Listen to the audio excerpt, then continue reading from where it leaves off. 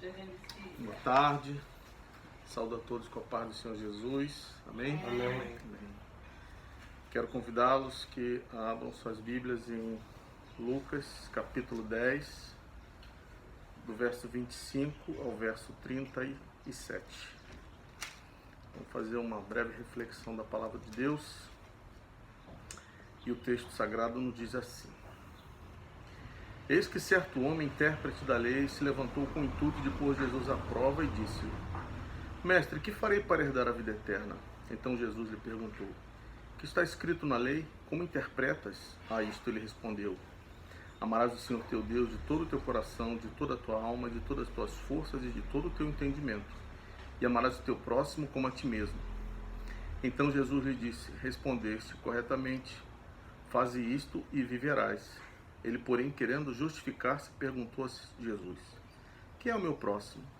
Jesus prosseguiu dizendo: Certo homem descia de Jerusalém para Jericó e veio cair em mãos de salteadores, os quais, depois de tudo lhe roubarem e lhe causarem muitos ferimentos, retiraram-se, deixando-o semi-morto. Casualmente descia um sacerdote por aquele mesmo caminho e, vendo-o, passou de largo. Semelhantemente, um levita descia por aquele lugar e, vendo-o, passou também de largo. Certo samaritano, que seguiu seu caminho, passou-lhe perto e, vendo-o, compadeceu-se dele. E chegando-se, pensou-lhe os ferimentos, aplicando-lhes óleo e vinho. E colocando sobre ele, sobre o seu próprio animal, levou-o para uma hospedaria e tratou dele. No dia seguinte, tirou 2 denários e os entregou ao hospedeiro, dizendo: Cuida deste homem, e se alguma coisa gastares a mais, eu te indenizarei quando voltar. Qual destes 3 te parece ter sido o próximo do homem que caiu nas mãos dos salteadores? Respondeu-lhe o intérprete da lei: O que usou de misericórdia para com ele. Então lhe disse: Vai e procede tu de igual modo. Vou pedir a diaconisa Rose para que faça uma oração agora, né? A palavra que vai ser pregada, vai ser exposta. Amém? Oremos. Amém. Querido Deus e eterno Pai, queremos nesse momento, Senhor, te agradecer, ó Deus, por mais um dia, Senhor, na tua presença. Obrigada, Senhor, porque o Senhor tem cuidado de nós, porque o Senhor tem nos guardado em meio a todo esse transtorno que tem acontecido no mundo inteiro. E nós estamos com o coração gratos a Ti, Paizinho. Perdoa, Senhor, os nossos pecados, perdoa as nossas muitas falhas e continua, Deus, derramando a Tua graça e a Tua misericórdia em nossas vidas. Pai amado, Pai Santo, visita os hospitais, Senhor, visita aquelas pessoas, Senhor, que se encontram ali enfermas.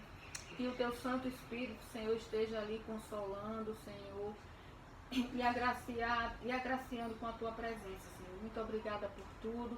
Abençoa a palavra que vai ser ministrada nesse momento através do presbítero Walker, que ele possa transmitir a mensagem que venha diretamente do céu e que ache lugar aos nossos corações, Senhor. Que nós não sejamos só praticantes, só ouvintes, mas também praticantes da Tua palavra.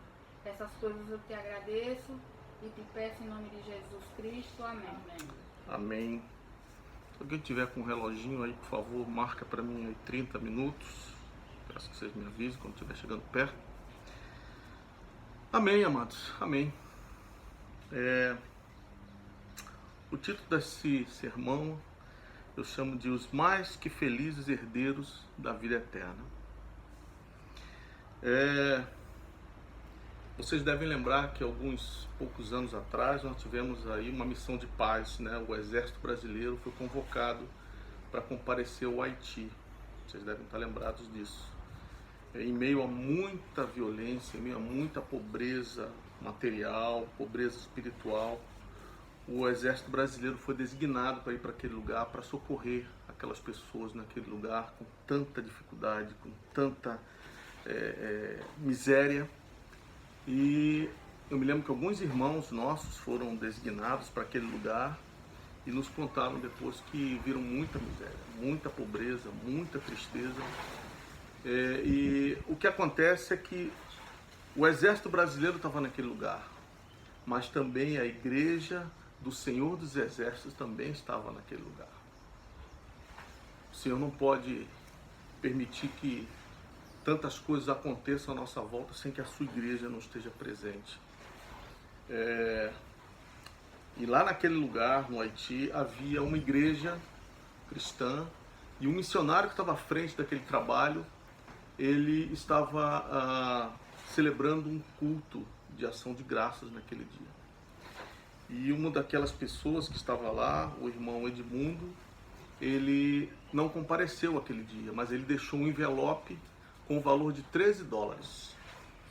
Era uma vila muito pobre e o missionário, né, o Stanford, ficou depois pensando, cadê o irmão, né, o irmão Edmundo? O Edmundo não apareceu.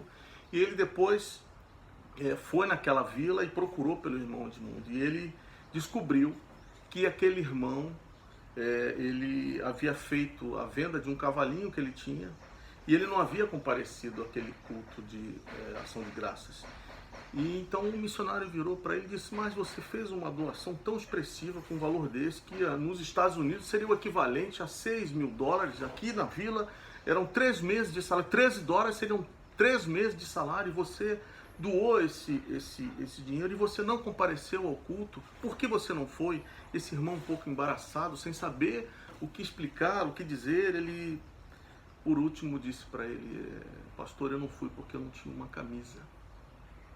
Eu não tinha uma camisa para ir no culto. Eu queria muito estar com os irmãos. Isso me faz pensar porque tantas vezes nós estamos com tantas coisas, nós temos os nossos bens, temos nossos meios, às vezes ao nosso lado, irmãos estão sem meios para poder estar conosco louvando e engrandecendo o nome do Senhor. Imagine você se tivesse com uma situação financeira precária e você não pudesse comprar aquele uniforme para o seu filho que tinha que se apresentar naquela escola. Imagine você numa situação tão problemática financeira. Eu pergunto, quem você esperaria receber socorro? Do seu pastor, do seu presbítero, dos seus irmãos? Ou você esperar receber socorro daquele viciado no crack, daquele viciado nas drogas, daquele cachaceiro, daquele homem mau que despreza você porque você é cristão? Então nós precisamos com nossas vidas agradecer a Deus e também estender a nossa mão àqueles necessitados, àqueles que vão cruzar. Então nós vamos aqui depois meditando acerca dessa passagem aqui de Lucas, nós vamos ver, meditando na palavra, né, e nessa parábola específica aqui que o Senhor Jesus conta, é que você, que é o herdeiro da vida eterna, você demonstra ser misericordioso por meio de Cristo revelado nas Escrituras. Eu queria deixar aqui para nós 3 ideias básicas. A primeira é como você herda a vida eterna. A segunda é como você, herdeiro da vida eterna, não se comporta. E você, como herdeiro da vida eterna, como você se comporta na sua caminhada. Eu queria deixar aqui, então, o primeiro versículo, o versículo 25 até o versículo 26, que diz assim: Eis que certo homem, intérprete da lei, se levantou com o intuito de pôr Jesus à prova e disse-lhe: Mestre, que farei para herdar a vida eterna? Essa é uma pergunta que eu e você precisamos fazer. O que eu faço? Como é que é essa coisa? Eu sei que um equipamento tem vida útil, eu sei que as pessoas têm vida, mas e vida eterna? Como é que herdo vida eterna? Como é que essa coisa funciona? Como é que isso no plano da salvação funciona? Como é que Deus nos diz acerca da sua palavra?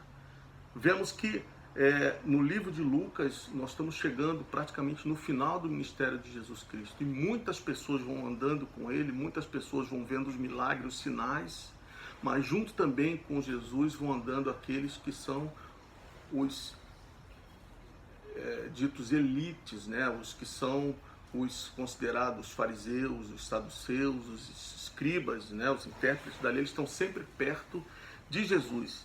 E eu digo que muitas vezes esses homens colocavam Jesus à prova. E é o que a gente vai ver aqui nesse versículo, esse intérprete da lei, ou seja, aquele homem que conhecia a letra da palavra, aquele homem que conhecia o que era a lei escrita por Moisés, né? A lei, os seus preceitos. Esse homem aqui, intérprete da lei, com o intuito de pôr Jesus à prova. Ele vira para Jesus: o que farei para herdar a vida eterna? Jesus conhece muito bem a nossa natureza. O livro de Lucas fala acerca da linhagem de Cristo. Ele vem de Adão. Então Jesus tem uma natureza humana, ele tem uma natureza divina, mas ele tem uma natureza humana. E foi necessário que ele tudo padecesse para nos conhecer, para saber toda a nossa fraqueza, toda a nossa enfermidade, saber que nós somos pessoas que prezam muito pela sua autoestima, prezam muito pela sua autossuficiência. O Senhor conhece que nós temos uma natureza caída. Foi por isso que ele, o segundo Adão, foi necessário vir para nos substituir, para nos dar novas perspectivas. O Senhor sabe que nós muitas vezes temos exatamente como aquele intérprete da lei, ele tinha dúvidas, tinha questões que passavam pela sua mente, assim como eu e você temos questões que passam por nossa mente. Muitas vezes nós damos desculpa, nós nos queremos nos aproximar de Cristo com nossas racionalizações, com os nossos pensamentos, com os nossos próprios conceitos. Mas nós precisamos fazer o quê? Aquilo que Jesus vai dizer aqui. Você precisa se aproximar dele com fé. Porque sem fé é impossível agradar a Deus. Aquele homem talvez tinha chegado realmente, talvez querendo realmente saber como salvar a vida eterna. A gente vai ver lá em João capítulo 17 a resposta dada a essa pergunta desse intérprete. Como é que é? E a vida eterna é esta? João capítulo 17, verso 13 vai dizer: e a vida eterna é esta, que conheçam a Deus e que conheçam a Cristo, o Filho de Deus, enviado por ele. A salvação vem de Deus, a salvação é na pessoa do Salvador, Jesus Cristo. Então, nós precisamos fazer uma reflexão muito séria sobre isso, porque aqueles homens naquele tempo, eles eram homens que questionavam tudo aquilo que Jesus fazia. Se você olhar lá no versículo 53 e 54 do capítulo 11 ainda de Lucas, eu vou fazer uma rápida colocação. Nos versículos 45 até os 54, você vai ver Jesus fazendo uma série de advertências àqueles homens, né? Jesus faz uma série de advertências aos intérpretes da lei. E lá no versículo 53 e 54, Jesus, saindo dali, passaram os escribas e fariseus a arguí-lo com veemência, procurando confundi-lo a respeito de muitos assuntos, com o intuito de tirar suas palavras motivos para o acusar. Eram muitas as vezes que esses fariseus, esses escribas, esses intérpretes da lei procuravam colocar Jesus à prova. E esse texto aqui nos mostra isso, esse homem tentando fazer isso aqui, colocar Jesus à prova. Muito bem, então você como herdeiro da vida eterna, você que entendeu que por meio das Sagradas Escrituras você pode conhecer o Senhor, você pode saber dele revelado, você herda a vida eterna, você vai fazer o que? Você vai ouvir, você vai ler, você vai aplicar e vai viver conforme a palavra de Deus. Olha os versos 27 ao verso 28, diz assim. Jesus vai dizer: então Jesus lhe perguntou: o que está escrito na lei, como interpretas? A isto ele respondeu: amarás o Senhor teu Deus de todo o teu coração, de toda a tua alma, de todas as tuas forças e de todo o teu entendimento, e amarás o teu próximo como a ti mesmo. Muito bem, esse homem aqui agora responde corretamente para Jesus. Ele responde corretamente baseado na suma, né? no resumo do decálogo, ou seja, os 10 mandamentos. Ele responde corretamente que se você ama a Deus sobre todas as coisas, você vai também amar o próximo. Esse aqui é um resumo de toda a lei, ou seja, de todo o mandamento de Deus, está resumido aqui, né? Então você agora precisa atentar para o que Jesus está dizendo. Você precisa atentar em ver o que está escrito na lei. A lei, a palavra de Deus. Veja, interprete, mas não se aproxime dele com dúvidas. Não se aproxime da palavra de Deus, porque a palavra foi revelada por meio do Filho. Na verdade, Jesus aqui entendeu que esse fariseu, esse intérprete da lei, ele procurava muitas vezes mostrar que o mérito dele estava em cumprir a lei. O mérito dele, ou seja, o sistema de méritos levava a ele dizer que serei salvo, herdarei a vida eterna por cumprir toda a lei. Toda a lei. Então Jesus vai responder aqui para ele, né? No verso 28. Então Jesus lhe disse: respondeste corretamente, faze isto e viverás. faze isso e viverás. A questão, irmãos, é que os intérpretes da lei, os fariseus, os saduceus, eles olhavam para si mesmos como se ele fosse um supra-sumo. Se você olhar lá em Lucas capítulo 18, no verso 9, você vai ver lá naquele momento em que aquele fariseu, aquele homem que achava que era muito importante, se colocava no templo e olhava dizendo: Senhor, ainda bem que eu não sou como esses outros pecadores, porque eu não adultero, eu não minto, eu não faço nada daquilo que esses homens fazem. E aquele coletor de impostos, lá nesse texto que está lá no capítulo 18 de Lucas, aquele homem olhava para si mesmo e dizia: Senhor, eu não vou nem olhar para cima, Senhor, pecador miserável que eu sou. E Jesus vai dizer que lá depois, aquele coletor de impostos saiu justificado e aquele fariseu não saiu porque ele olhou para ele, ou seja, ele se via muito justo. Jesus está então dizendo aqui para aquele homem: vá lá, cumpra toda a lei, vá lá em vão, tente cumprir toda a lei. O Senhor é o próprio cumprimento da lei. Ele disse mesmo: eu não vim cancelar a lei, eu vim cumprir toda a lei. Ou seja, Cristo é o cumprimento das profecias todas da Bíblia. Jesus é aquele que teve que vir para cumprir toda a lei, porque eu e você não podemos cumprir toda a lei. Maldito aquele que não cumprir toda a lei. O Senhor se fez maldito em meu lugar, ou seja, ele se fez pecado. Então precisamos entender que você não consegue viver de modo santo 24 horas por dia. Seus pensamentos lhe torturam, seus pensamentos muitas vezes lhe enganam.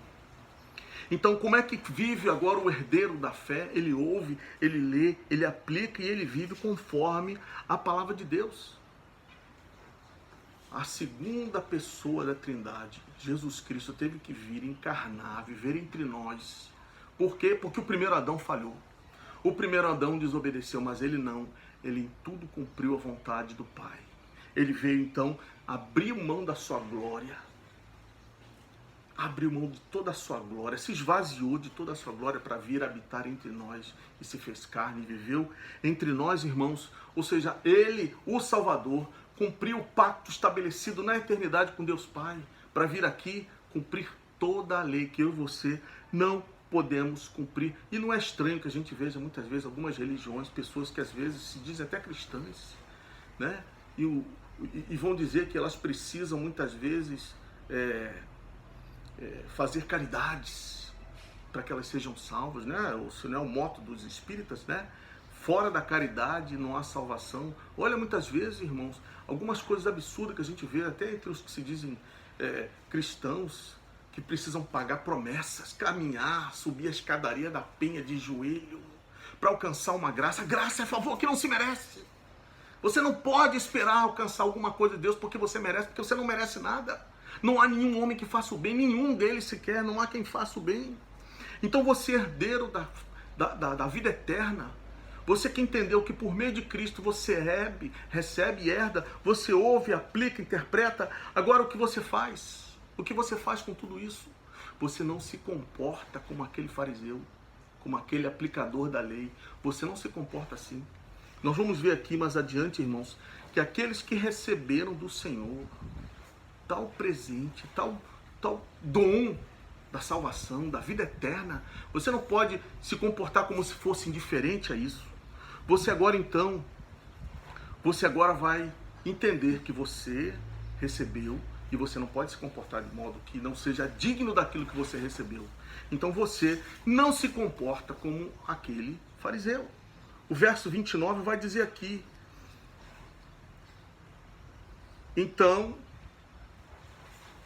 Jesus prosseguiu dizendo, no verso 29, ele, porém, querendo justificar-se, perguntou a Jesus: quem é o meu próximo?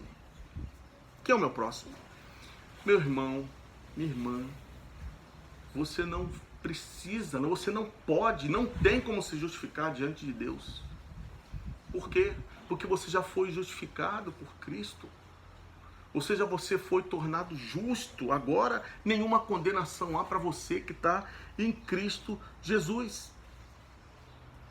Você não possui meios, você não tem respostas Jesus disse que a resposta daquele homem está correta, porque está baseado no Levítico, está baseado em Deuteronômio, está no resumo de toda a lei, está nos mandamentos, mas ele tenta se justificar diante de Deus. A gente viu um exemplo há pouco aqui, um homem tentando se justificar, dizendo que aquele coletor de impostos, ele era muito melhor do que ele. Não é isso, não é isso.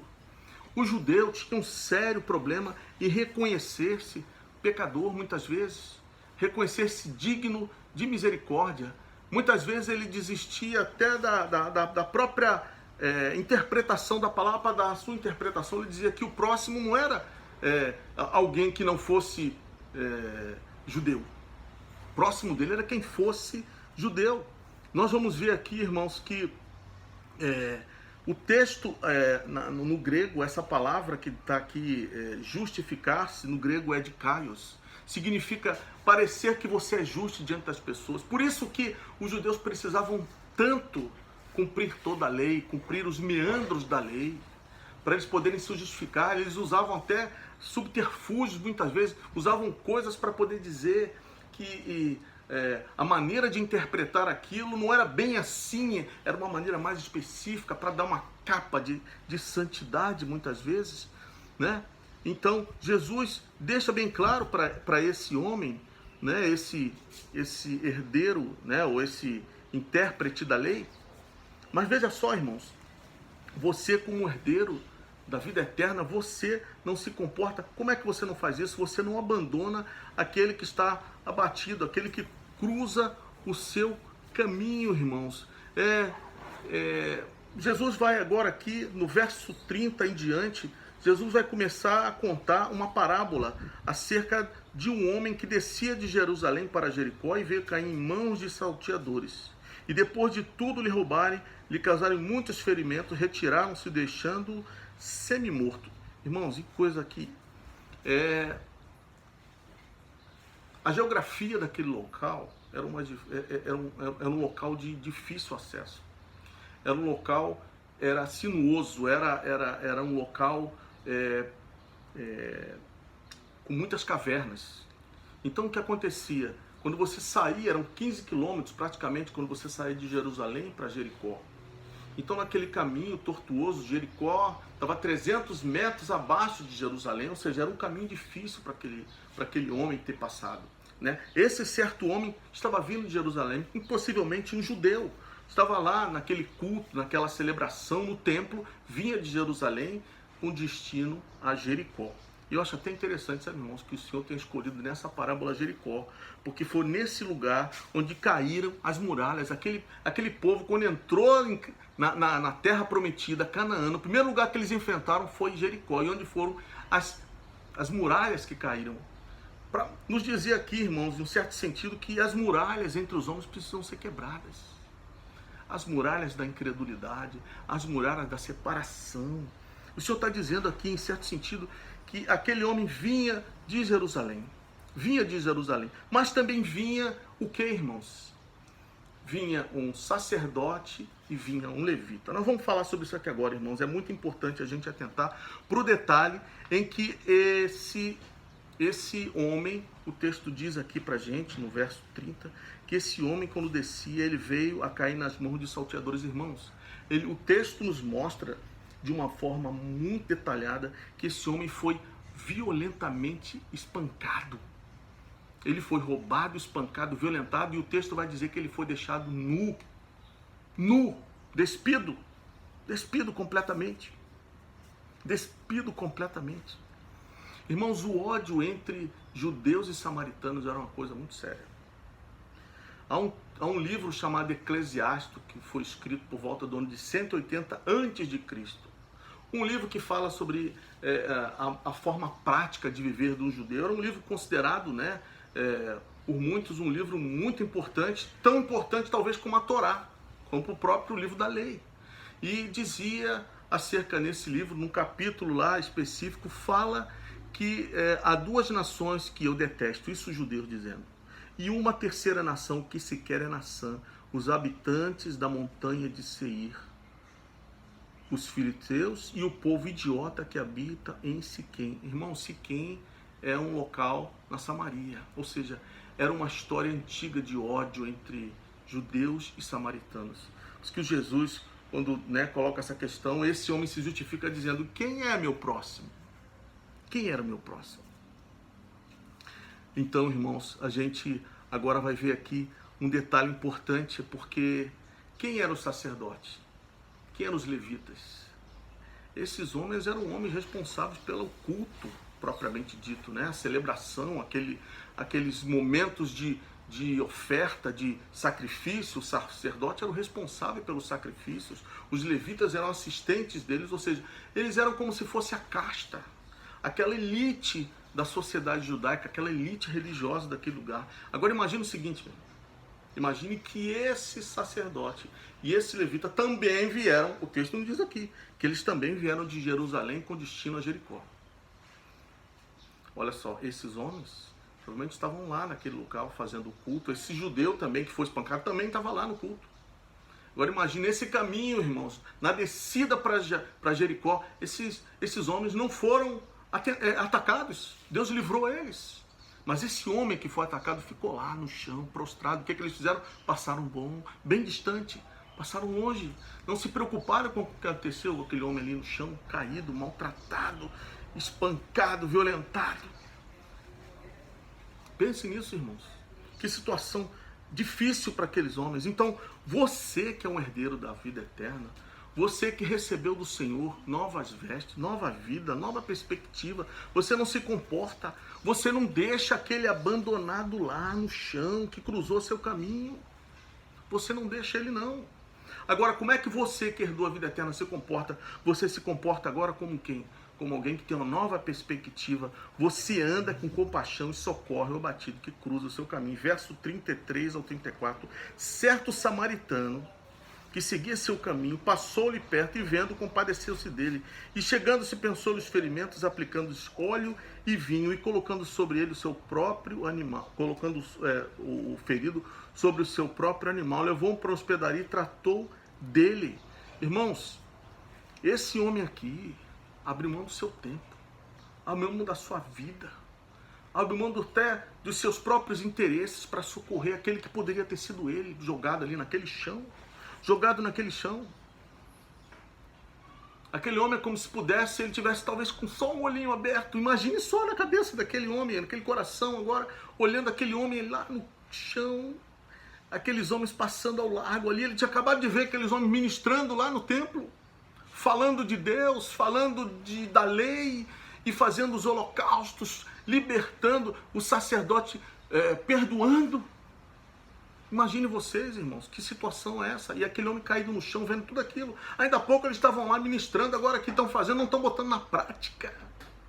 Não estão colocando na prática aquilo que você, como uma pessoa que entendeu, que recebeu a vida eterna, que você agora age com compaixão, com o coração cheio de misericórdia para aquele abatido que cruza o seu caminho. Você sabe o que significa SOS? Quem sabe? SOS significa Save Our Soul, salve nossas almas, ou seja, é o pedido internacional de socorro, meu irmão. Como é que você pode ficar indiferente àquele que está abatido no caminho, aquele que está pedindo socorro? E quantas pessoas, muitas vezes aos nossos lados, estão clamando, pedindo por socorro? Charles Spurgeon escreveu no seu livro, olha que interessante, no livro chamado Os Tesouros de Davi, ele escreveu: quando as engrenagens de relógio se movem em seu interior, os ponteiros se moverão no exterior. Quando o coração do cristão é movido pelo Santo Espírito e permanece sólido na conversão, então a vida exterior desse cristão será vista na forma que caminha na palavra de Deus. Olha, irmão, isso é muito importante. Isso é muito importante. Por quê? Porque vemos a situação do mundo à nossa volta. Como as pessoas estão sofrendo, como as pessoas estão abatidas, irmãos. Você tem o seu coração cheio de misericórdia. Você despende seu tempo, seu dinheiro, suas posses. Olha só, no dia seguinte retirou 2 denários e entregou ao hospedeiro, dizendo: cuida deste homem, e se alguma coisa gastares a mais, eu te indenizarei quando voltar. Irmãos, você tem uma ideia, 1 denário equivalia a um dia de salário de um homem, de um trabalhador. Esse homem despendeu 2 denários. Ele disse: eu vou gastar aqui com esse homem ferido que eu nem conheço. que eu não sei nem quem é. Eu sou samaritano, pelo jeito ele é judeu, mas eu não quero saber, eu vou chegar lá. Eu vou alcançar a vida desse homem, porque esse homem precisa de ser acolhido, precisa de ser ajudado.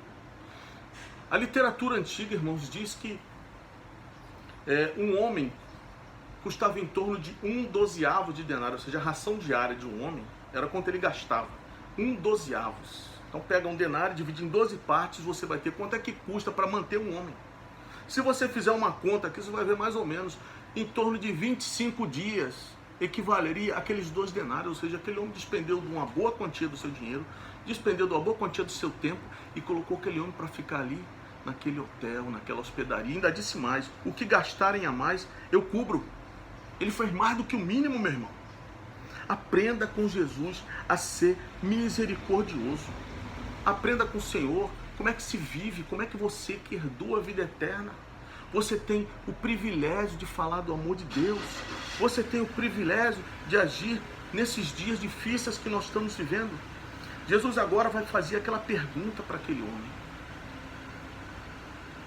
Qual destes 3 te parece ter sido o próximo do homem que caiu nas mãos dos salteadores? Respondeu-lhe o intérprete da lei, o que usou de misericórdia para com ele. Então ele disse, vai e procede tu de igual modo. O que está acontecendo aqui, irmãos? Aquele homem ali está dizendo para aquelas pessoas ali. Aquele homem ali está dizendo assim, ó, eu não admito dizer que ele era um samaritano. Eu não admito dizer que esse homem foi misericordioso, porque nós é que devemos ser. Nós é que somos fruto, resultado dessa lei. Nós é que somos o povo eleito de Deus.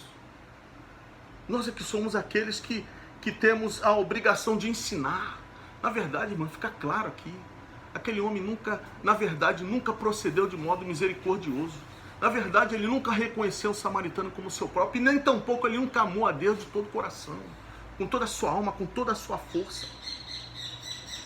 Então Jesus vai lá e diz, vai e procede tu de igual modo. Se você observar aqui no verso 28, Jesus fala lá, então Jesus lhe disse, respondeste corretamente, faze isto e viverás. Aquele intérprete da lei tinha essa compreensão de que ele só poderia herdar a vida eterna por cumprir toda a lei, os seus muitos e muitos preceitos. Jesus então agora resume então a palavra. Vai e procede tu de igual modo. Quantas vezes nós temos nos comportado de modo indiferente com pessoas que estão ao nosso caminho, pessoas que estão ao nosso lado, às vezes nossos familiares. Então, eu queria voltar agora, irmãos, lá no começo do que disse lá, acerca daquela história, né, daquela situação que aconteceu lá com o irmão Edmundo.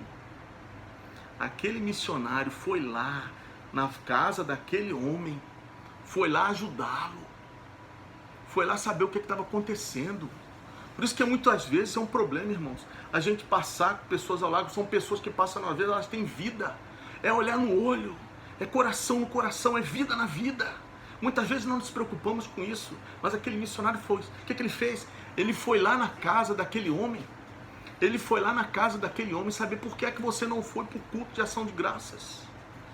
O seu dinheiro é importante, mas você é mais importante, a sua vida é mais importante, né? E muitas pessoas às vezes estão dando mais ênfase aos gurus da fé, aqueles que se aproveitam das pessoas. Elas só olham para o bolso da pessoa, ela não quer só a vida não, ela quer o seu dinheiro. Isso tem sido chocante nos dias que nós temos vividos. Que o Senhor nos ajude, irmãos.